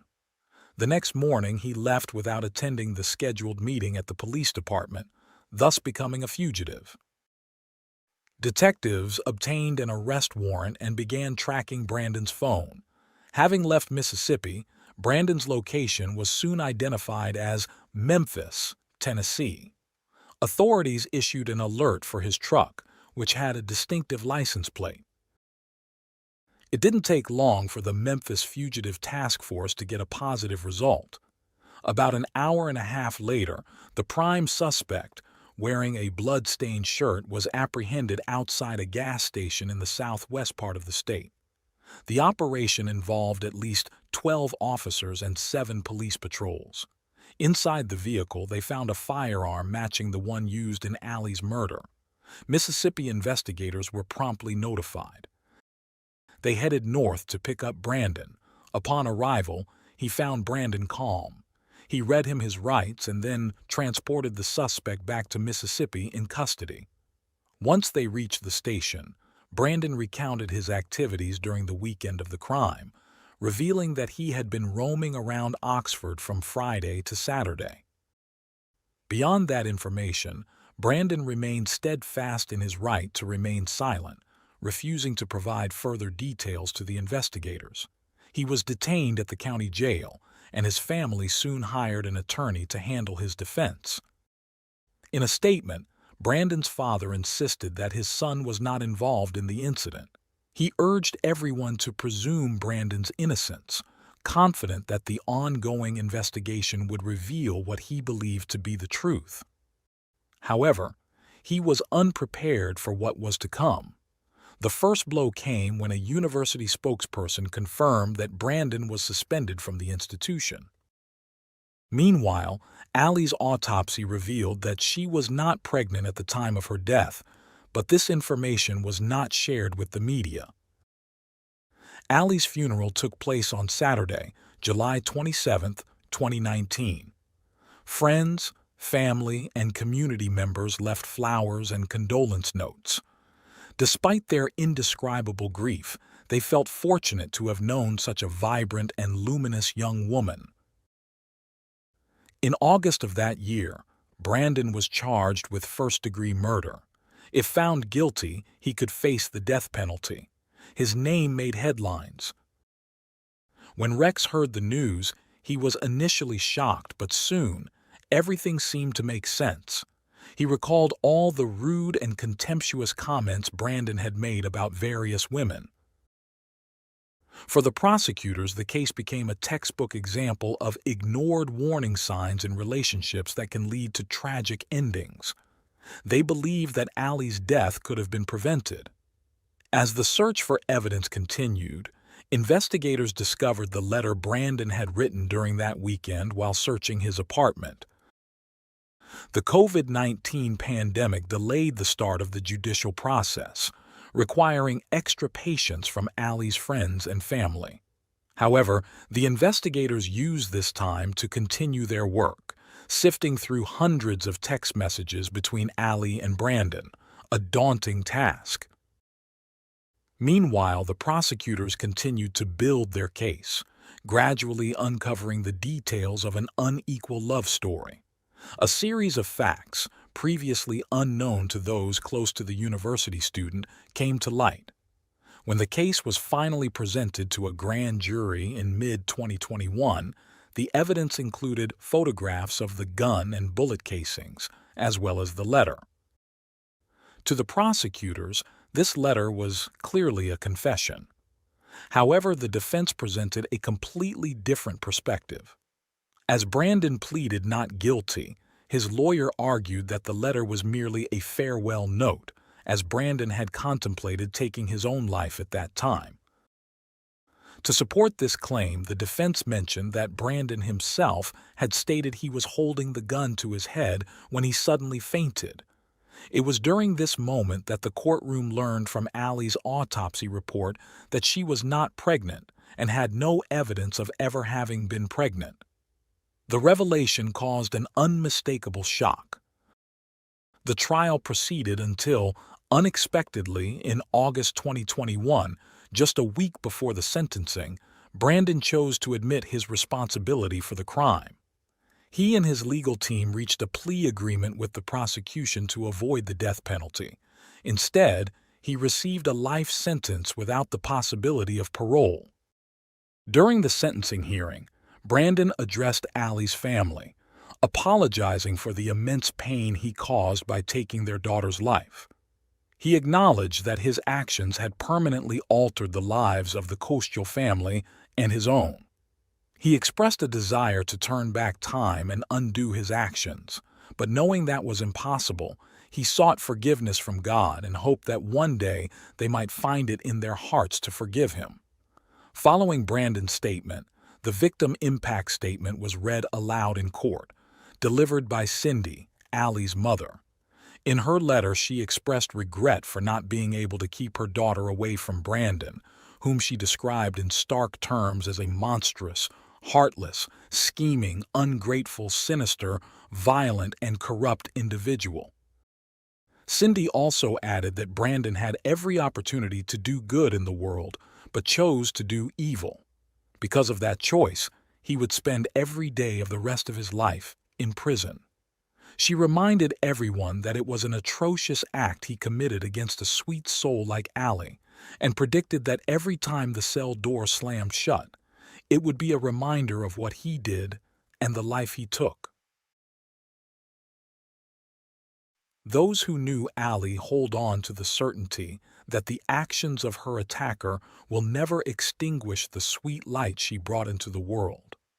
On the contrary, they know that her spirit will live on through the lives she touched, as Allie always strived to make the world a better place with every step she took.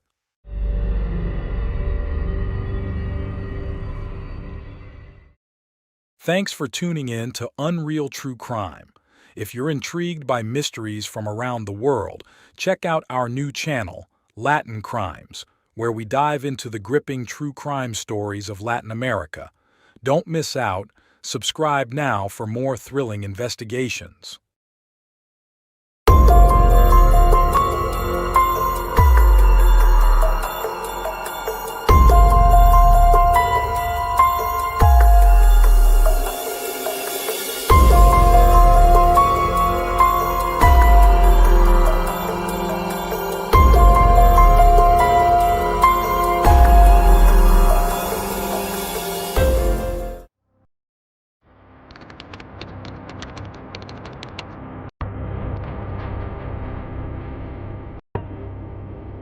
Sony Millbrook was born on February 15, 1981 in Memphis, Tennessee, USA.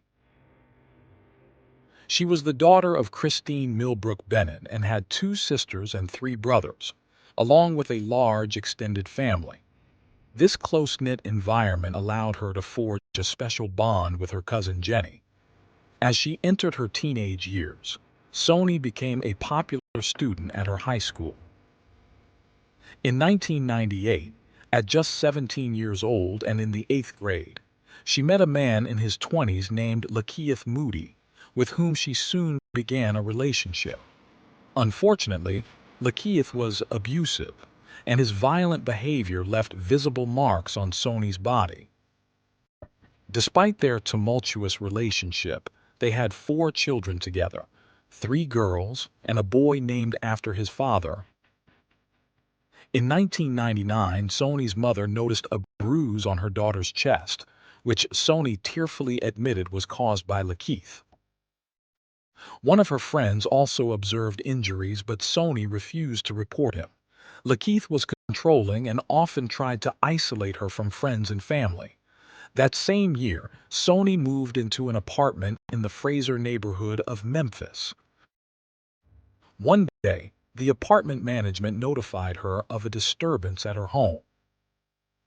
When she arrived, she found her apartment in disarray, furniture slashed, clothes missing, the television destroyed, food smeared on the walls, and personal hygiene products scattered everywhere, including down the stairs.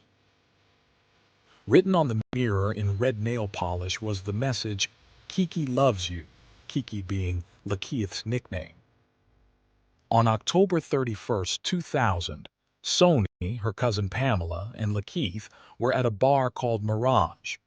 During their time there, Lakeith slapped Sony and threw a drink in her face.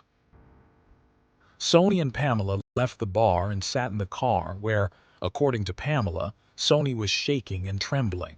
She asked Pamela to take her home before Lakeith arrived. Once home, Sony secured the door with locks and chains.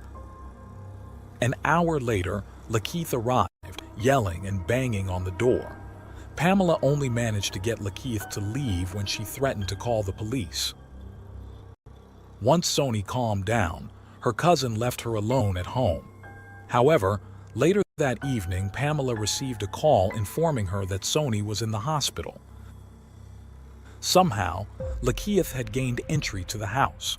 When Sony tried to end the relationship, he retaliated by tearing her clothes and beating her on the head, face, chest, arms, and between her thighs. She ended up with bruises all over her body, a loose tooth, and even lost consciousness as Lakeith Moody had choked her until she passed out. Not long after, Lakeith Moody found birth control pills in Sony's apartment and assaulted her again. The next morning, Sony called Pamela, asking for a ride to the hospital due to a miscarriage. By late 2008, at the age of 27, Sony was working at a Christian academy. She was a reliable employee who always arrived on time. Therefore, when she missed work or requested time off, it was usually for significant reasons. On one occasion, she called her employer to say she couldn't come in because her face was badly bruised and she didn't want the children to see her like that. Leslie granted her the day off. When Sony returned a few days later, her bruises were so severe that the director allowed her to wear sunglasses inside the academy. She confided in her boss about how her boyfriend had once chased her in his car, trying to force her off the road during the pursuit. Lakeith's violence wasn't limited to Sony and their children. In April 2008, he was found parked in an SUV with a firearm, despite being prohibited from possessing one as a convicted felon. He had already served 2 years in prison for theft and another 3 for drug possession with intent to sell. Despite Sony's efforts to distance herself from him, it was nearly impossible. The situation reached a critical point on October 6, 2008. That day, Sony did not show up at the academy. At 5 p.m., her boss received a text message from Sony, stating that her boyfriend was holding her hostage in her own home and had been beating her all day. She then provided her address. The boss called the police, and 2 officers arrived at the residence. They knocked on the door, but it was locked from the inside and there was no response. They called the fire department, who broke down the door. When the officers entered, they saw Lakeith jumping out of an open window at the back of the apartment. Sony stood in a hallway, crying and unable to speak due to her distressed state. Her 4 children were with her, completing a heartbreaking scene. She was covered in bruises and scratches on her face and neck.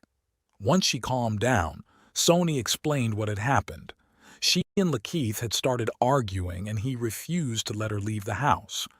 She informed the officers that they didn't answer the door earlier because Lakeith wouldn't allow her or the children to go near it or the windows.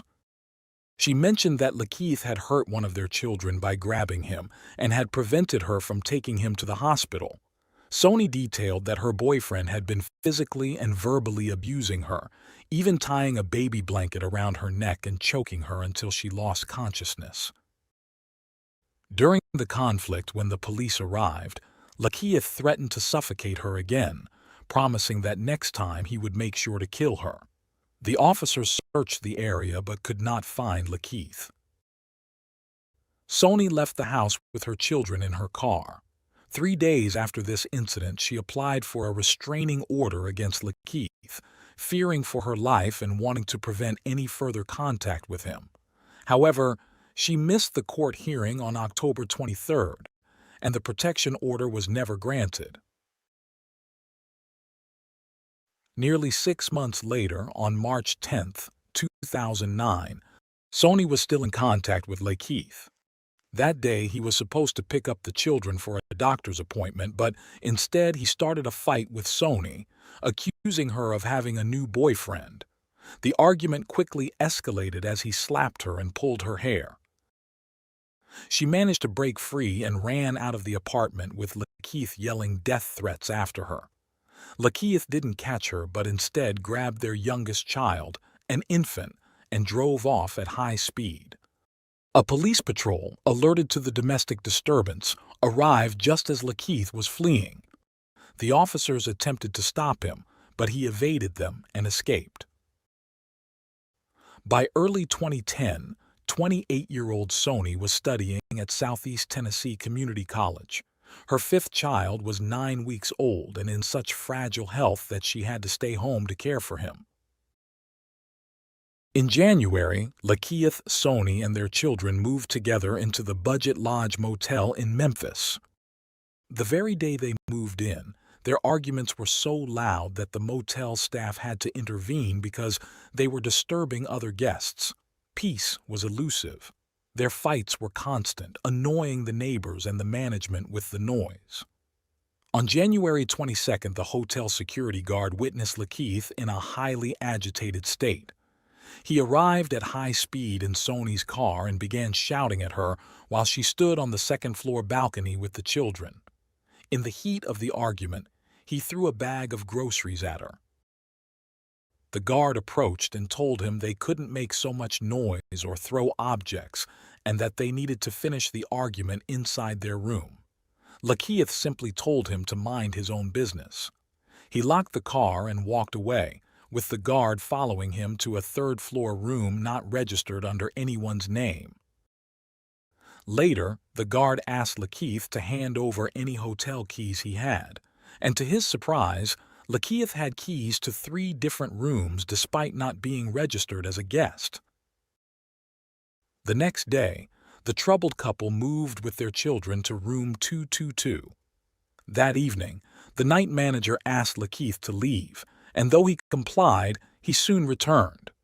The fights continued for a few more days until the same security guard, who had repeatedly warned them, asked Lakeith to leave the property for good. The receptionist tried to calm him down as he went to the parking lot, and the guard told him not to come back that night. Lakeith got into the car and drove away. On January 26th, Sony spoke with Pamela, confiding that many things were happening in her life and that she was staying at the motel. She expressed a desire to tell Pamela something important and said she would call if she left the motel or if her boyfriend left first. The next day started normally. At 7 a.m., Sony took her younger children to daycare and her eldest to school. Around 11 a.m., the housekeeping manager knocked on Sony's door, speaking to her through the window to inform her they needed to pay or leave. He returned several times that day. On one visit, around 2:30 p.m., Lakeith answered the door. The room was dark. Lakeith told the manager that his mother was on her way to bring the money. Later, the hotel security guard checked room 222 and found it empty. Children's clothes, bags, and various items were scattered on the floor and one of the beds, while the other bed was neatly made. That same day, January 27th, Sony failed to pick up her eldest daughter on time. The school secretary called Christine, the child's maternal grandmother, to come and get her. Christine tried calling Sony, but received no answer. Around 6 p.m., Christine discovered that her other grandchildren were still at daycare. Worried by the lack of response, she asked her husband to pick up the younger children from daycare while she went to the school. Convinced something was wrong, they contacted the police, who came to the house around 10:30 p.m. and filed a missing persons report. On January 28th, the housekeeping manager entered the now empty room 222 again. This time, he began cataloging and tagging the belongings left behind by the tenants who seemingly fled to avoid paying their bill. The room contained piles of clothes and a large garbage bag which were taken to the storage area. Once the room was emptied, it was cleaned and made available for new guests. The next occupants were James and Rhonda Sargent, who moved in on January 29th.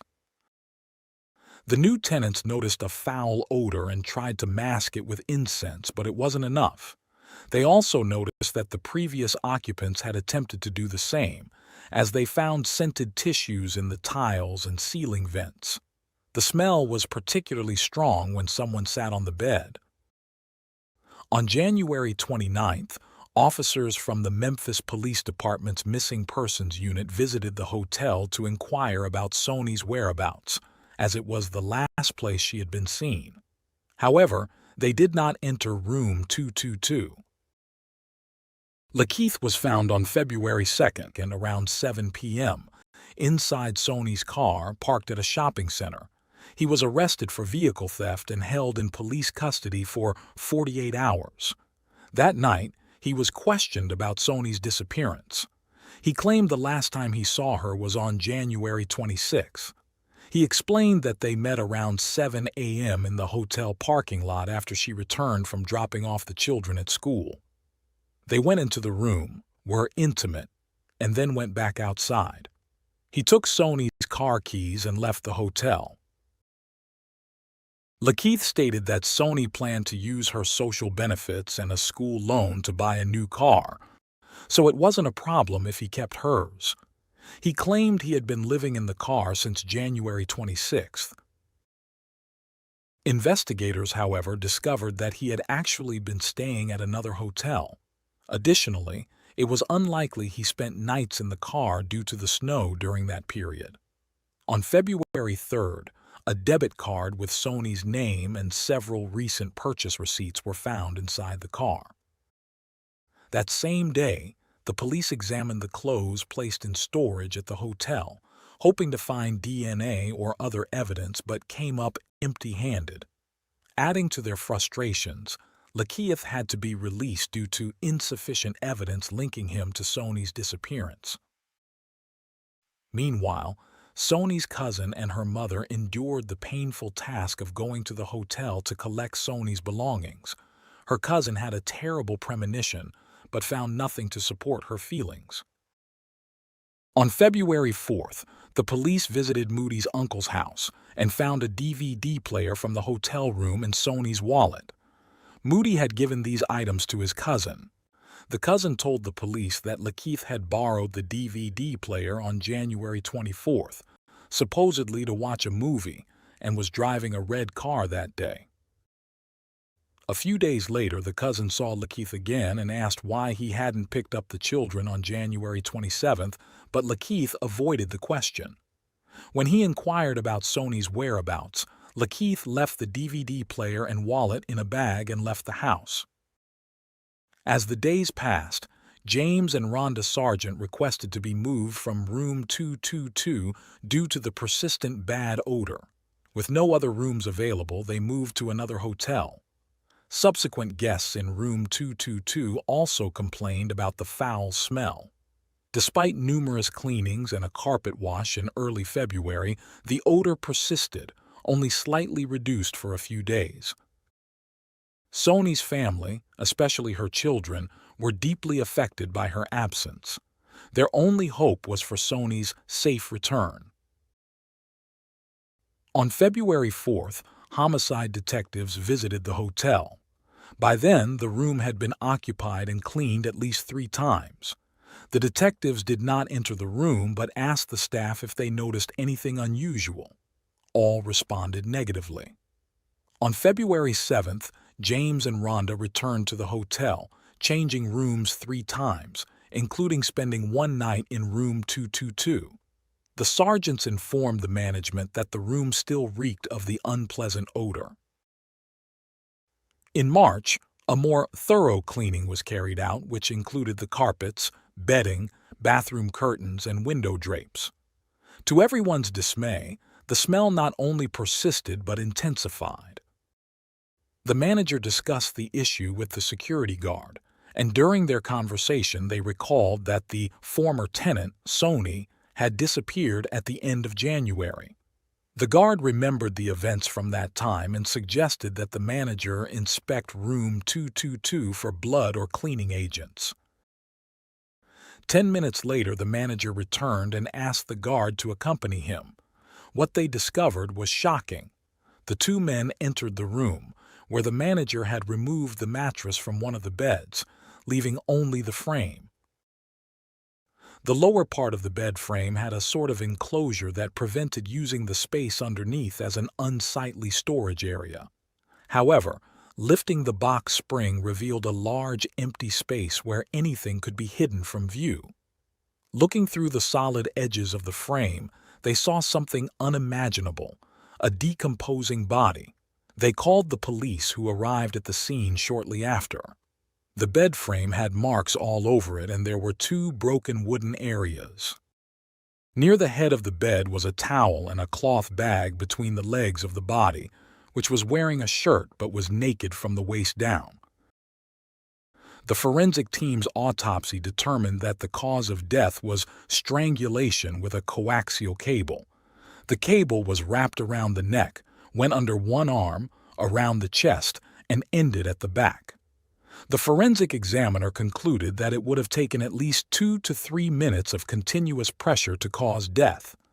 DNA samples matched Soni's genetic profile and female markers.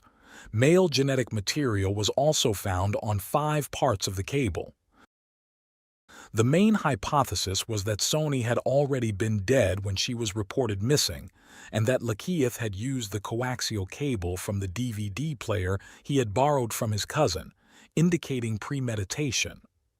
Lakeith was found and detained by the police shortly after, not for the discovery of Soni's body but on a different charge, possessing a firearm despite a prior felony conviction. Nonetheless, at the time of his arrest, he was considered a person of interest since he was the last person seen with Soni alive.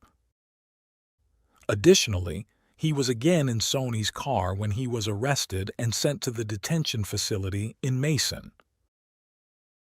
On March 18th, the police announced an internal investigation to determine how the case had unfolded so strangely.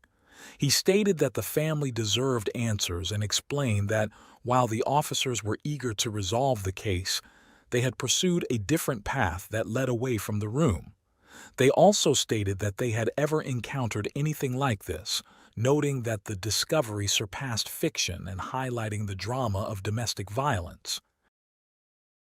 He regretted that the room had been cleaned and rented multiple times since Soni's death, complicating the police's evidence collection efforts. This explanation was met with skepticism. Shortly after, Rhonda, one of the first tenants to stay in the room where Soni's body was found, spoke to the media.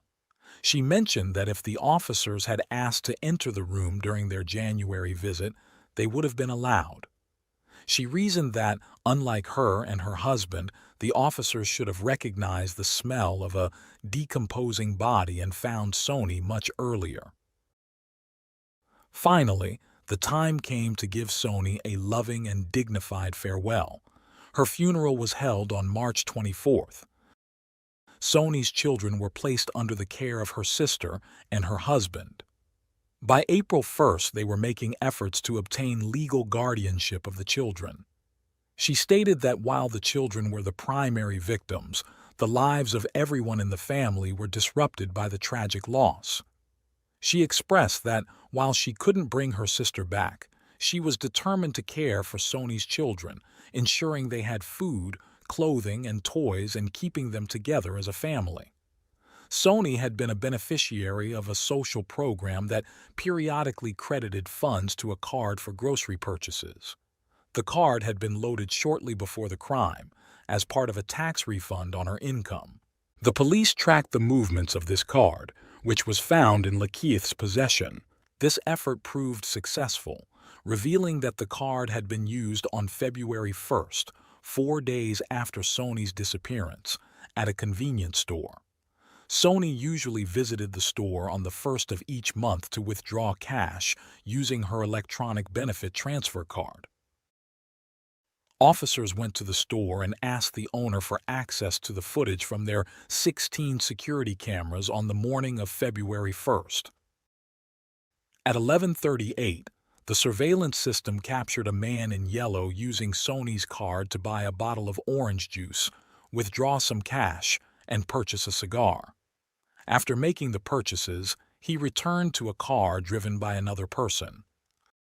With all the evidence against him, the trial for Lakeith began in the first week of February 2014, over 4 years after the crime.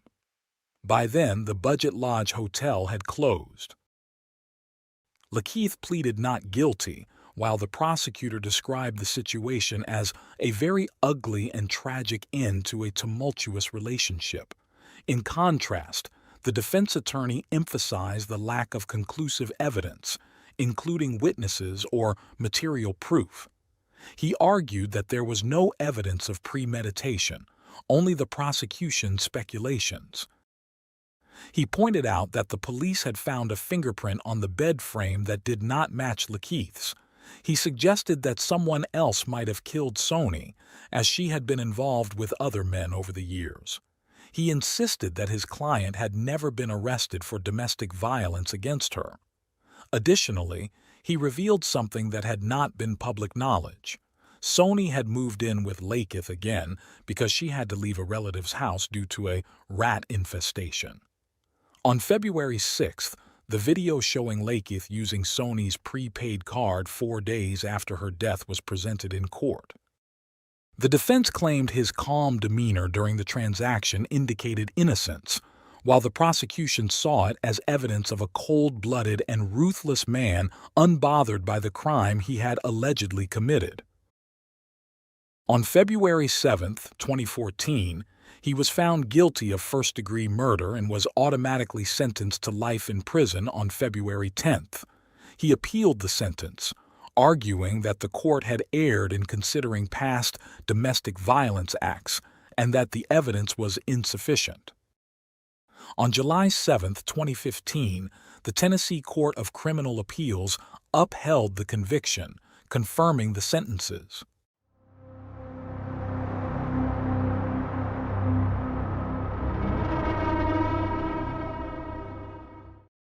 Thanks for tuning in to Unreal True Crime. If you're intrigued by mysteries from around the world, check out our new channel, Latin Crimes, where we dive into the gripping true crime stories of Latin America. Don't miss out. Subscribe now for more thrilling investigations.